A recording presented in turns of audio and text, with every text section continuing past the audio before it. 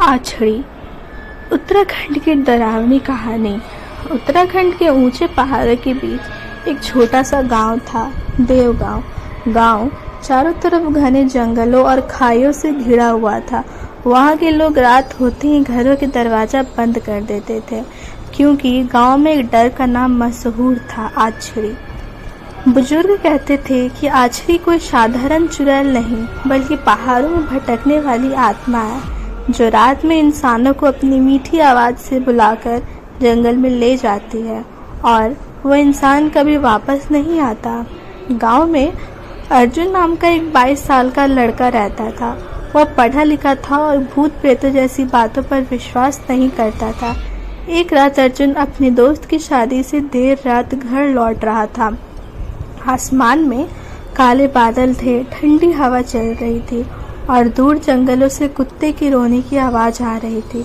तभी अचानक पायल की आवाज सुनाई दी। अर्जुन रुका। उसने पीछे मुड़कर देखा। सफेद कपड़ों में एक बेहद खूबसूरत औरत पहाड़ी रास्ते पर खड़ी थी। उसके बाल लंबे हवा में उड़ रहे थे। औरत मुस्कुराई। रास्ता भूल गए क्या? अर्जुन थोड़ा घबराया, लेकिन बोला, नहीं, मेरा गांव यहीं पास में है। औरत धीरे धीरे उसके तरफ बढ़ने लगी। मैं भी उसी तरफ जा रही हूँ, चलो साथ चलते हैं। अर्जुन उसके पीछे चलने लगा। चलते चलते उसे महसूस हुआ कि रास्ता कुछ अजीब है। गांव की लाइटें अब दिखाई नहीं दे रही थी। चारों तरफ सिर्फ घना जंगल था। अचानक अर्जुन की नज़र उस औरत के पैरों पर पड़ी। उसके पैर उल्टे थे। अर्जुन को खून जम गया। उसे दादी की बात याद आई, अगर रात में किसी औरत के पैर उल्टे दिखे तो समझ जाना वो आछड़ी है।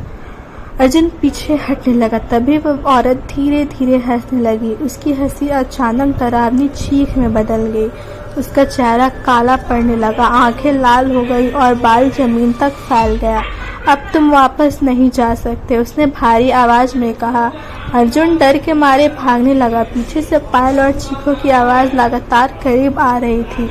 भागते भागते उसे जंगल में एक छोटा पुराना मंदिर दिखाई दिया। वह तुरंत अंदर घुस गया और घंटी बजाने लगा। जैसे ही मंदिर की घंटी बजी, बाहर अचानक सब शांत हो गया। कुछ देर बाद गांव वाले अर्जुन को ढूंढते हुए वहां पहुंचे। अर्जुन कांप रहा था। उसने पूरी घटना बताई। उस रात के बाद अर्जुन ने कभी रात में अकेले जंगल का रास्ता नहीं लिया। लेकिन कहते हैं आज भी उत्तराखंड के कई पहाड़ी इलाकों में आधी रात के बाद पायल की आवाज़ें सुनाई देती है, और जो उस आवाज़ के पीछे जाता वो कभी वापस नहीं आता।